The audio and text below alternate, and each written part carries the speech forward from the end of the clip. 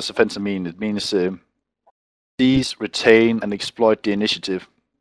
Offensive action is the most effective and decisive way to attain a clearly defined common objective. Offensive operations are the means by which military force seizes and hold the initiative while maintaining freedom of action and achieving decisive result. This is fundamentally true across all levels of war. This is pretty straightforward. Offensive is the military's way of getting things done. That's how we destroy our kill our enemies and destroy his ability and will to fight. That's usually done through offensive operations.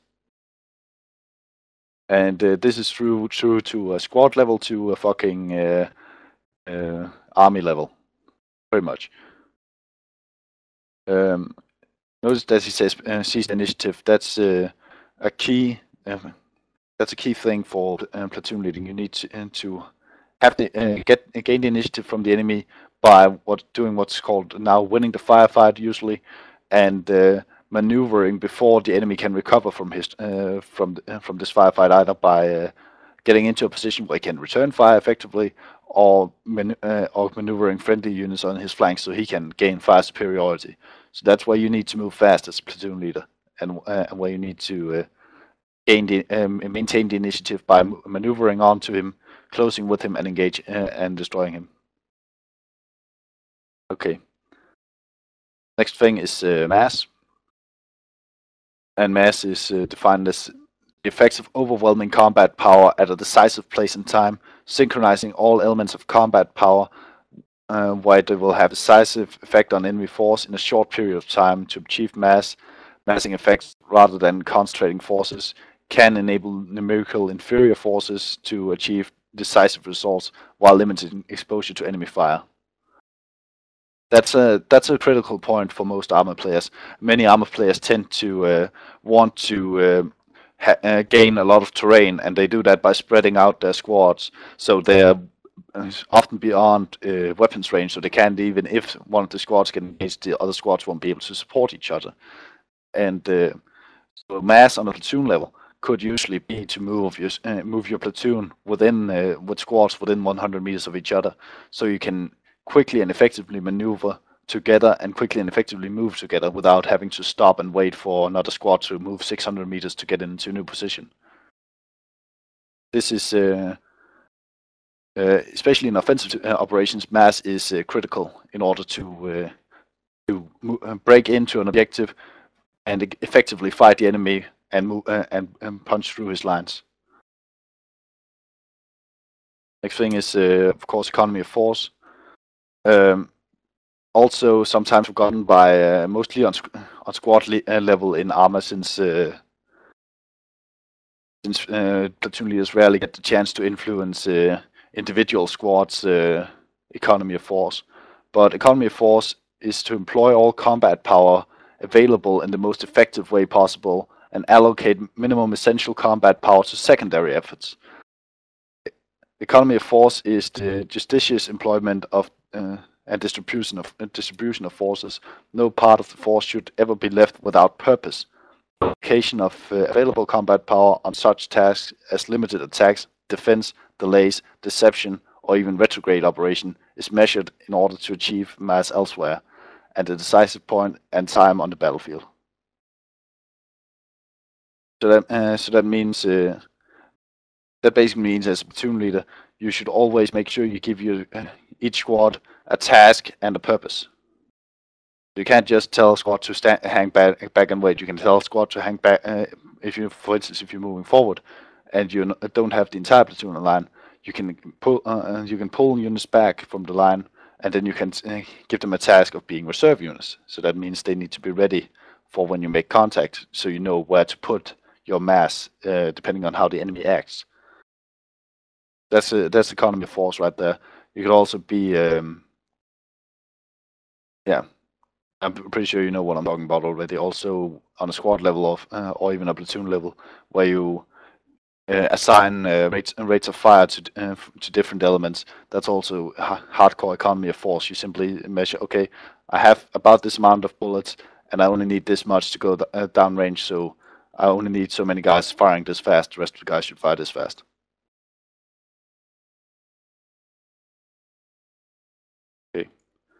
Next point is maneuver. You need to place the enemy in a position of disadvantage through the flexible application of combat power. Maneuver is the movement of forces in retaliation to the enemy to gain personal advantage. Effective maneuver keeps the enemy off balance and protects the force. It's used to exploit success, to preserve freedom of action, and to reduce vulnerability. It continually poses new problems for the enemy by rendering his actions ineffective, eventually leading to defeat. So pretty straightforward. We already talked about this during when we talked about offensive maneuvering. That's your way of fucking up the enemy at every turn. If you can maneuver faster than the enemy, you're winning. That's basically it. If you can win the firefight basically by putting more rounds downrange than the enemy, forcing him to stay in position and then maneuver, then you're winning then you're gonna win this fight. Because if you can put him in a position of disadvantage, with your maneuvering faster than he can put you in disadvantage, that's essentially you winning the fight. It's just like a ball game. Okay. Sorry about this being so long. I hope you find some of it useful. Oh, don't worry, God, and I've been in the lectures. Yeah. Okay. Next thing, also very important, and where most ArmA players fuck up, is unity of command. So every objective seek unity of command and unity of efforts at all levels of war. Employing of military forces in a manner that masses combat power towards common objective requires unity of command and unity of effort. Unity of command means that all forces are under one responsible commander, and requires a single commander with the requisite authority to direct all forces in pursuit of a unified purpose. This is where we usually fuck up in ArmA, and that's because we have squads or squad leaders who are just out for the kills, especially when we fucking play TVTs, you know. And but if you can maintain unity of command, you can maintain mass, you can maintain offensive, and you can conduct effective maneuvering, and that's essentially you winning the war. And especially if you can have a unity of command, so your commanders are on the same page and on the same radio. But even if you can get your squads in a unity of effort, so the squads are actually working together to effectively engage the enemy.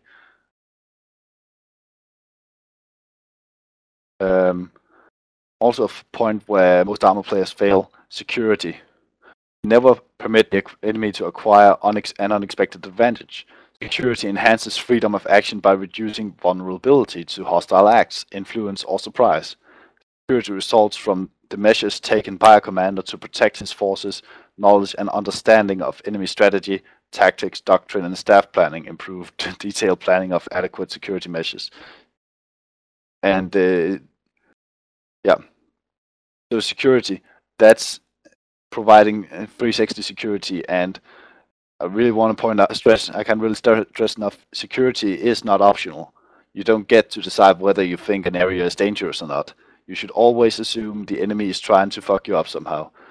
And if you're moving in a platoon line, the best way for him to fuck you up is basically by being on your flank. If you're moving on a wedge, the best way he can fuck you up is coming up behind you, and so forth. There will always be a way for the enemy to fuck you up. Even if you're moving in a diamond formation, then pretty much any direction is vulnerable because you don't have mass anywhere.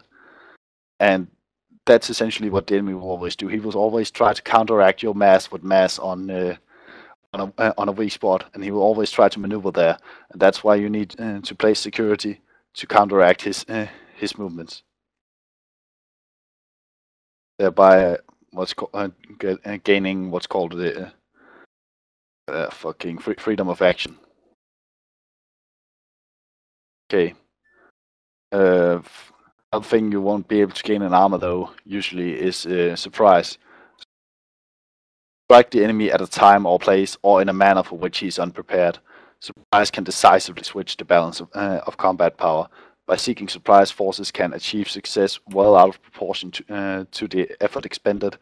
Surprise can be in tempo, size of force, direction, or location of main effort, and timing. Deception can aid the probability of achieving surprise. So it's mainly for TVTs. You won't really be able to achieve surprise in the co-op though.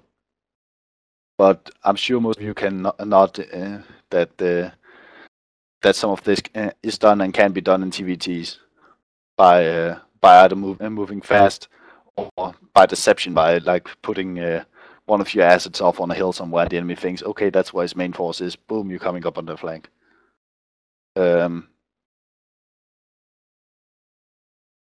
This is also a factor you want to get in there, and actually by achieving surprise, a squad can take out a platoon.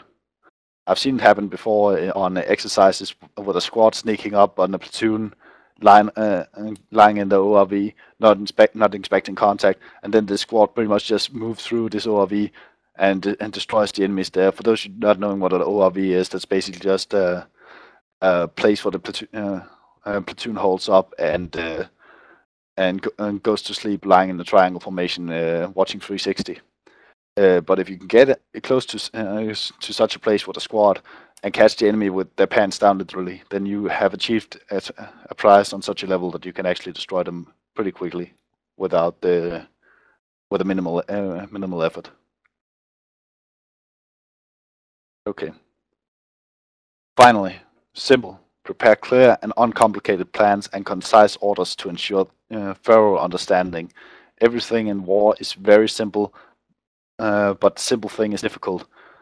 To the uninitiated, military operations are not difficult. Simplicity contributes to successful operations. Simple plans are clear, concise. Orders minimize misunderstanding and confusion. Other factors being equal, perhaps only it is to be preferred. I hope that made sense. I missed some comments there. Anyway, with all this we just talked about, what's the real art is actually for you as a platoon leader to keep this simple. This is just tactical considerations for you as a platoon leader, though. This is your basic knowledge. This is what you should always keep in the back of your head. You should always think about, okay, what's my objective? What do I really need to do here? How can I gain the offensive? Where should I put my mass? How can I economize my force better? What kind of maneuver can I do to destroy the enemy's maneuver plan? Do I have unity of command, or do I need to do something? Is my platoon working as a unified effort? Do I have security? How can I improve security? Is there any major threats where the enemy could take advantage of, like a ridge next to me or something? Before action, you can even think about, how can I surprise the enemy? What wouldn't the enemy expect me to do, and how can I use that to my advantage? So surprise would not necessarily be you storming across an open field. Just because the enemy won't expect it doesn't mean you can't get the gun down. But surprise could be you using darkness to get closer, or you using some weird avenue of approach that the enemy wouldn't expect to get close to him. And then finally, thinking about all of these and then still manage to make a simple plan, that's the real art. And that's something that just takes practice and practice and practice. Okay, any questions on the principles of war? Okay, this is easy. Okay, I've got some hard, fast rules of combat that I ripped off Weapon X, the same as these principles of war. These are some good notes for a platoon leader and above. Squad leaders should hardly have this problem, but still.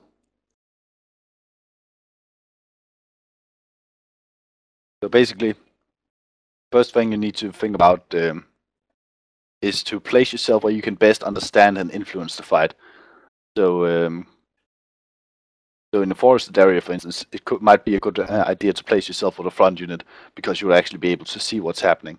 But in a defensive mission, or in an urban operation or something like that, it might be easier to find a place separate from your platoon where you can overwatch a larger area, like setting up an OP in a tower or something like that, where you can see all of your units and see what directions they're engaging, what they're watching, and so forth.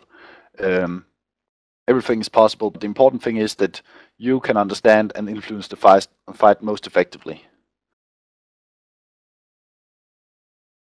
Next thing is really important, where many people also screw up, is you need to keep a 3 to 5 man span of control. And that means that when you're leading, you shouldn't have to talk to more than 5 people. So if you have so if you already have your 4 squads and your 2 IC, that's basically it. That's your span of control. You shouldn't have to talk to anyone else, because as soon as you start talking to more than 5 people, you get confused and you forget shit. I think that's why the Americans have decided to have 4 squads in their units, so they maintain that span of control.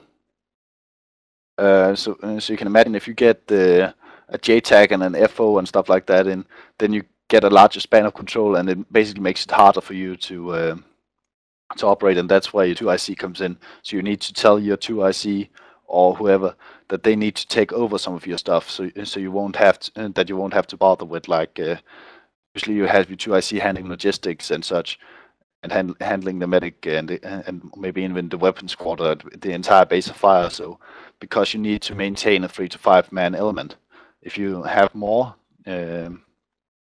people reporting into you, you will most likely just use shit. It's very few people that has that ability to multitask. Okay. Next thing is make decisions. I noticed from my own command style that I tend to sit there for a long time thinking about what's the best way to go about this. And essentially what I'm doing when I'm doing this is I'm just wasting time. I'm just wasting time getting in contact reports from people and figuring out what's the best way to do this.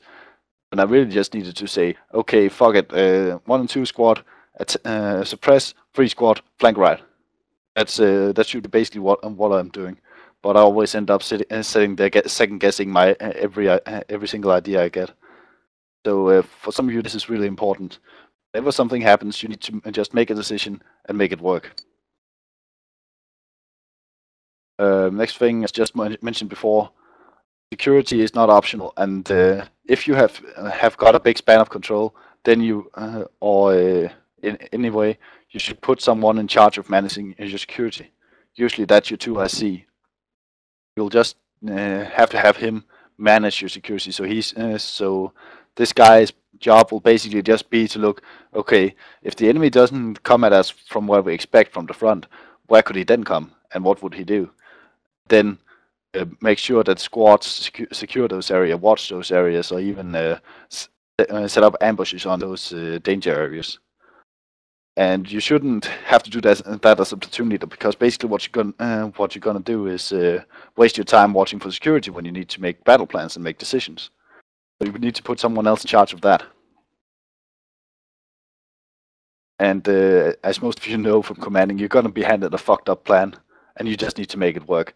And that's gonna happen in missions as well as in real life. You're gonna be asked to do something that's completely retarded, but you still have to make it work. And I find the words of Lieutenant General Moore to be most comforting there, that the important part of succeeding in command is just you shall never show to your guys that you don't have faith. Just pretend that this plan is awesome. Basically, just say that you're gonna make this work. This is our plan, and this is solid. This is the best we can do anyway, and we will win this because we're determined to. And weird part is it actually works in game too. If you can just pretend to be confident, it usually makes players confident. Okay. Next thing, your units are not expendable, but you shouldn't be risk adverse. Like you have to break some eggs to make an omelet. Basically, what that means is you shouldn't just attack because you can, and risk using a whole squad just because you can. You need to you want to make sure that they're secured, that they have proper supporting fires, and they're not going to encounter more enemies than a squad should be able to handle. But then again, you shouldn't be risk adverse. You shouldn't be fucking almost encircling the point you need to assault just to get in there with as few casualties as possible. Sometimes you need to move fast, especially in